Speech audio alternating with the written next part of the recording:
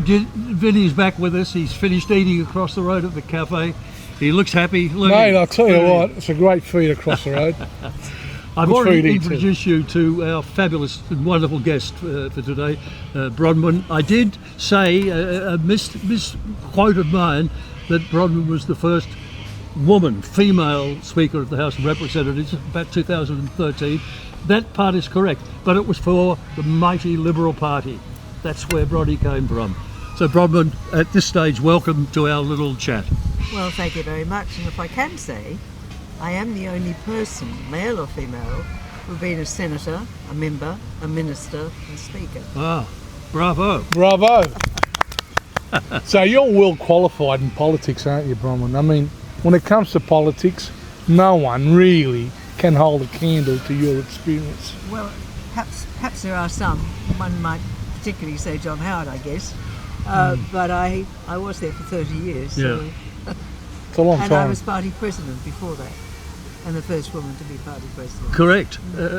And I think the best minister at that period, Bronwyn, if I may suggest to you, for the Minister for the Aged, Minister for Science, Minister for Defence, you were a hell of a Minister for Defence. Better than what we've got at the moment. I have to agree with that. Yeah. I do think that our Minister for Defence is quite shameful.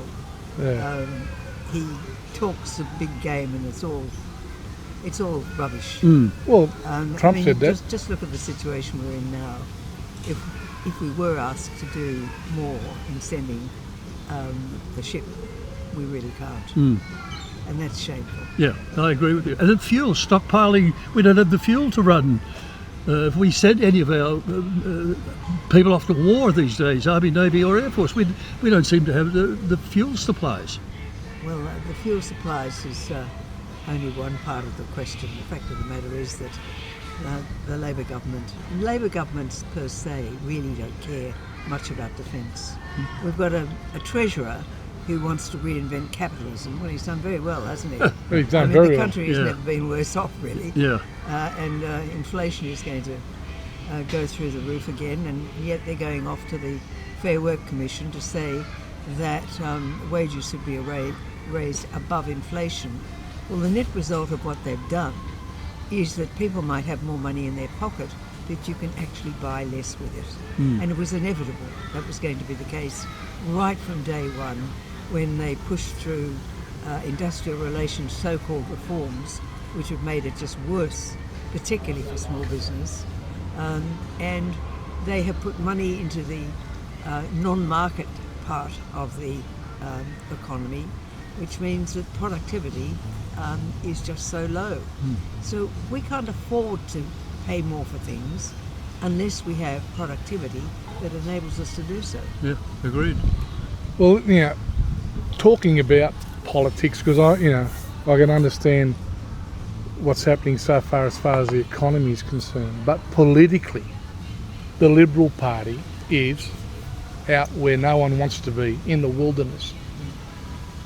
The One Nation Party is coming forward and becoming a real threat to establishing a third party in Australia. Well, this is true, but the problem is for any third party trying to come through is our system of voting. Compulsory preferential voting means at the end of the day you have to vote Labor or Liberal. Now, that has been moved to the extent of the South Australian election, where the choice was between Labor and One Nation. So there is a change, but nonetheless, when you look at the South Australian election, for instance, where the percentage of the vote that Labor got gave them, I think at the moment it looks like 34 seats, and the Liberal Party looks like maybe having 5 and maybe One Nation 4, and yet between them they got more votes than the Labor Party, primary votes. So that tells you that the system is biased against a third party coming through. If you add together on all the polls the vote of One Nation and the vote of the coalition. It is greater than the vote of the Labour Party and the Greens.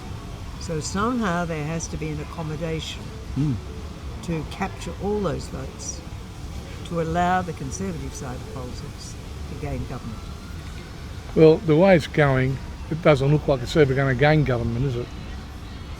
Well, I wouldn't be that pessimistic, but I would say in Farah there's got to be an exchange of preferences, and it is likely to be a contest between the Teal and One Nation. Now, I find Bob Katter's intervention there backing the Teal rather curious. So that will be a distortion as well. Why is that? Why is he back in the Teal? I have no idea. Do you have a thought or a preference, Bronwyn, to first past the post elections, where preferences really don't hold the sway of the day? It's first past the post. Well, perhaps I would put it a different way. In New South Wales, we still have optional preferential voting. Yep. And indeed, when I was Shadow Minister for the relevant area dealing with voting, I suggested that federally we should have optional preferential voting, where people are not forced to vote for people they don't like, but they can choose to vote the full ticket if they wish. With the One Nation phenomena, why would the Liberal Party not choose to somehow infiltrate that vote and form some type of coalition with One Nation? Why would they choose not to do that? You don't need a coalition. A coalition, as we have known it for the last 80 years, when Menzies formed the Liberal Party, he brought a whole lot of Liberal parties together, and more particularly a very large women's group in Victoria, which inserted about 50,000 members into the organisation. He was unable to bring the National Party, or the Country Party as it then was, into the Liberal Party. They wanted to stand alone, as they always have. But what they did negotiate was a formal coalition, whereby they had a formal coalition agreement, which means that they were entitled to get ministerial representation and so on. So that's what we understand in Australia by the coalition. You can have all sorts of agreements with other parties, which happens all over the world in different systems of government. In New Zealand, for instance, Yes. whereby a party can agree to ensure that what would perhaps otherwise be a minority government will have supply, and they can use their numbers to do that. So those, and I think you find Pauline Hanson's already said she would be agreeable to that. So there are many ways, and that's why I use the word accommodation, so that we need to understand who the enemy is. It's the Labour Party and the vile Greens and the Teals, and with all our voting it should be Teals, Labour, Greens last. Correct. And, like people in our situation see this complete hopelessness that Labor has so far given the people of Australia, in the sense that I don't feel safe. I don't feel safe against, especially after what's happened at Bondi. That was, I think, a turning point for Australia. I don't feel safe about what's happening overseas and the way we're able to coordinate with our allies overseas and what's happening over there.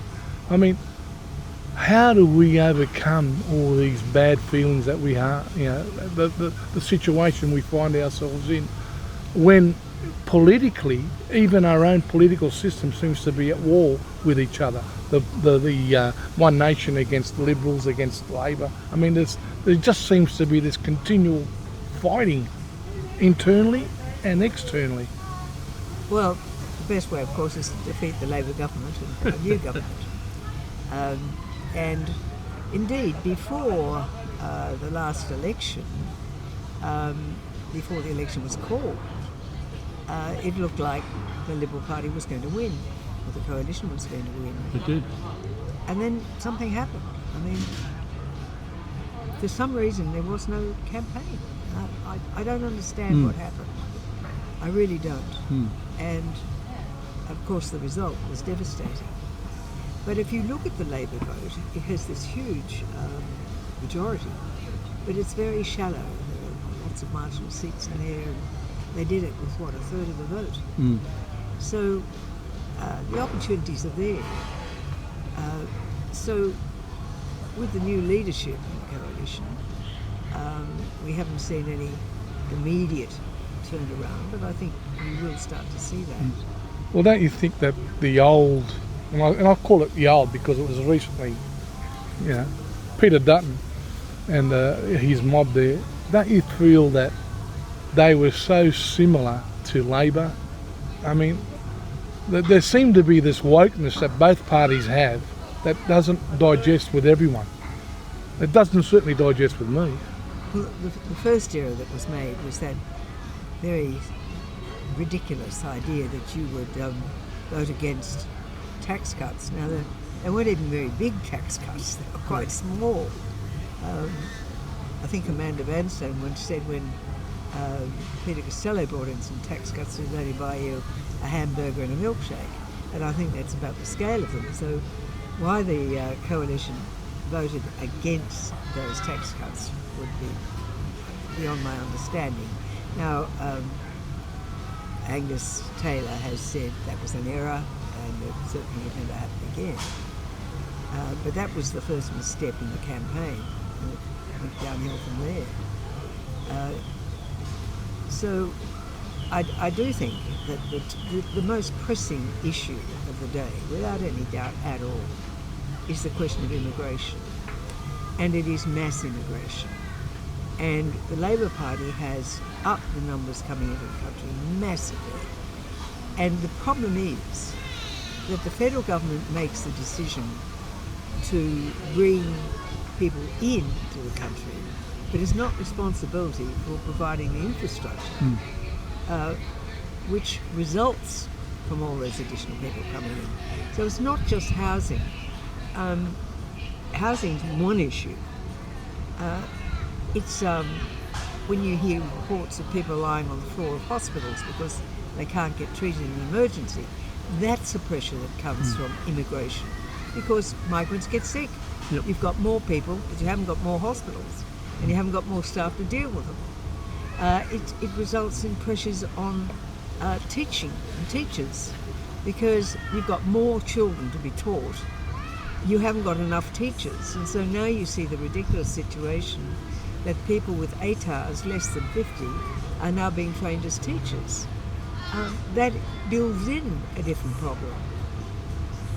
So at every aspect of life, there is pressure. Now, even now, as more migrants are coming in, and we haven't got enough fuel, they're going to all want to use fuel as well.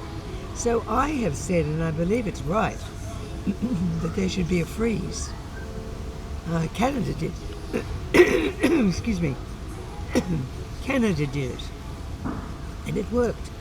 You have a freeze, say for 2 years. Nobody comes in, and let's try and catch up. Let's try and find homes for people.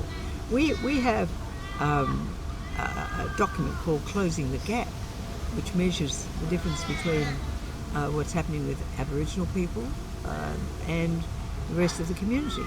But if you look at it in realistic terms, you've got a whole lot of Australians who are homeless, mothers living in cars with children, nowhere to live. And they should be included in the Closing the Gap figures, in my way of thinking, rather than trying to break up the country on the basis of race lines. We've had a wonderful overview of what's currently happening in Australia from Bronwyn, and we'll give Bronwyn a little break to have a glass of water and to catch up. But please contact us, comment on what Bronwyn has to say and what we have to say, join us, but stay in touch. We'll be right back with more fabulous. Stay tuned. Stay tuned with us.